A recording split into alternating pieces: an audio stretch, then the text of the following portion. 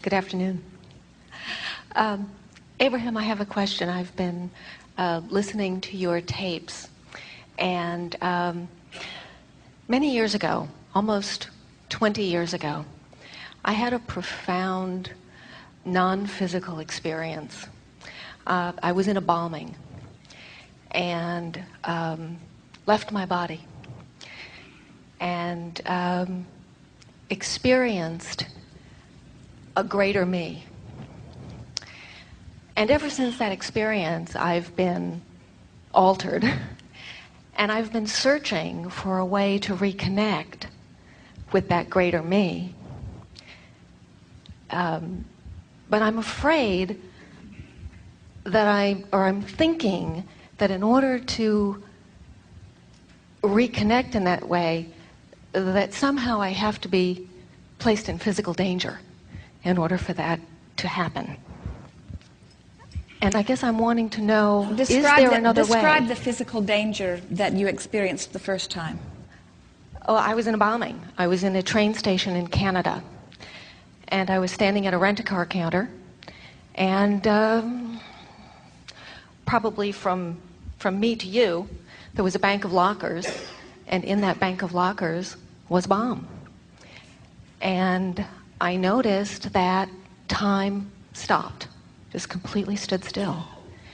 And as I looked around me, everything was motionless. And in very slow motion, I saw the door of the locker open, and this big ball of flame come rolling out in slow motion.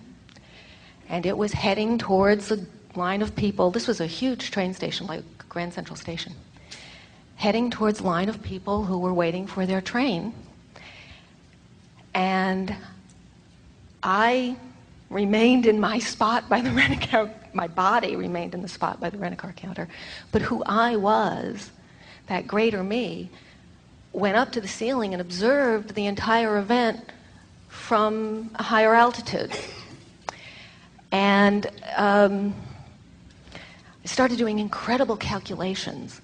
And I'm someone who counts on my fingers, but I was doing incredible calculations.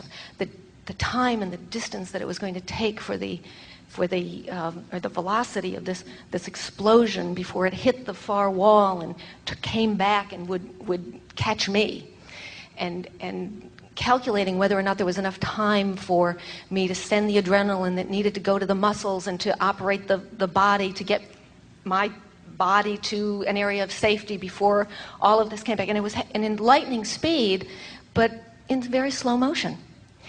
And clearly I was able to get myself to a place of safety because I'm standing here today. And once I was in a place of safety, then this greater me just came right back into my physical body. But it was one of the most profound experiences that I've ever had in my life. And I've been searching for probably almost 20 years to reconnect in a way. Well, we can understand why you would have mixed emotions about it, because you're saying on the one hand it seemed to come in response to extraordinary need or asking, and I'm not sure that I ever want to put myself in that kind of extraordinary need or asking just to have the experience. Exactly. And the thing that we'd like to say to you, you're helping us to talk about this balance between my desire and my belief and expectation, because if you really want something, even though you might not believe it, in a time or a moment of heightened desire, the desire can dominate the vibration of your being. In other words, well-being is always coming to you. It's what we refer to when you refer to quantum leaps. In other words, when you really want something, even if you don't believe it, if your desire is big enough and there is something that is happening in your moment that causes you to focus more singularly on the desire, then the desire part of your vibrational countenance dominates, and it is answered, even though there may, under normal circumstances, be quite a bit of resistance. So what we would say to you as we are addressing you in your energy now, and as comparing the energy of your being then, Your desire was heightened, but there was more resistance within you then, but that's not the case anymore. In other words, over this period of time, you've released layers and layers and layers and layers and layers of resistance. So now subtle desires are easily answered for you. Yes. Another thing that is quite interesting about these extraordinary experiences that you have that are out of body in nature, you want to have them as physical humans because you want confirmation of a number of things. First, it helps you to know that there is more than just you. You had an undeniable experience. In other words, you will never again question the existence of that broader part of you. Exactly. And we think with remarkable clarity, you have the experience, and we're even able to translate it back into this time-space reality with great clarity and precision what was actually taking place. Time is just a perceptual thing, you see. Yes. And what you experienced is a little bit the way the universe sees circumstances and events. In other words, all kinds of things are orchestrated from that timeless vantage point. And so you did get a whiff of what non-physical is like, and you did an excellent job of translating it verbally, experientially, back into the physical time-space reality. The thing that we most want to say to you is that having had that experience answered that asking. It's sort of like you'll have an out-of-body experience. It usually comes early on when you first start meditating or when you first start consciously becoming into awareness that there is this broader perspective. And then oftentimes you don't keep repeating it over and over again. And the reason you don't keep repeating it over and over again is because you asked the question and the question was answered, and once you hold that knowing, you don't keep having to have that same answer come to you over and over and over again. Yes. So now, if we were standing in your physical shoes, we would begin to consciously formulate other questions. Because the question is no longer within you, does my inner being exist? Does that part of consciousness exist? Do I have access to it? You already know that. Now the question is a different one. It is, in what ways can I more effectively utilize my relationship with my inner being? Or can I, on a day-to-day basis, have that full conscious awareness come forth to me here? Yes. Also, your inner being is really not wanting you to jolt yourself from the consciousness of this time-space reality and view your world from that consciousness. That just happened over those experiences, and we don't think you're really reaching for that either.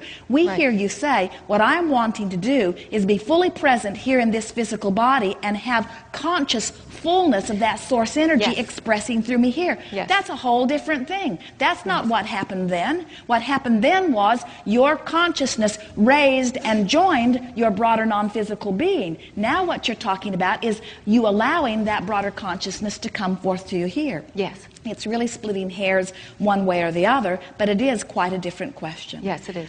We do not think that you were ever in harm's way. We often say there are no near misses. In other words, you don't almost die. None of that happens. In other words, when it's your time to die, you die. And when it's not, you don't.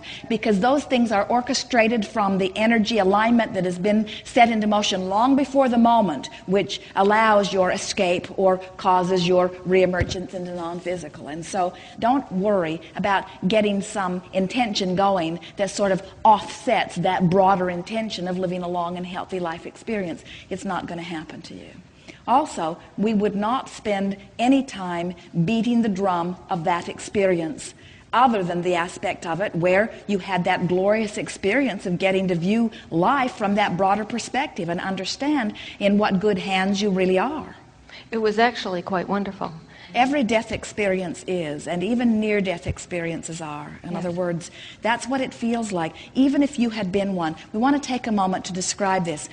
We want to say to you that if this had been the moment that you had made your transition into non-physical, you still would have tasted the sweetness of all of that. In other words, the sweetness of that broader perspective, the sweetness of watching it all from a broader standpoint. Yeah. And we want to say to you that even if that fireball had bounced off and come back and enveloped you, and it had been the time that your physical body would leave and you would withdraw into the non-physical, you would still be telling the story about how delicious delicious it was. Yes. Because in the moment that anything like that comes close, you do gain that broader consciousness. What you had was the experience of watching a death experience from the other side. Only the calculation was made that it was not to be your death experience. But even if it had been your death experience, these are the stories we hear all the time of murders and of bombs blowing up. In other words, from the non-physical perspective, we mean. Yes. In other words, there is no bad death experience. It's time to get over that.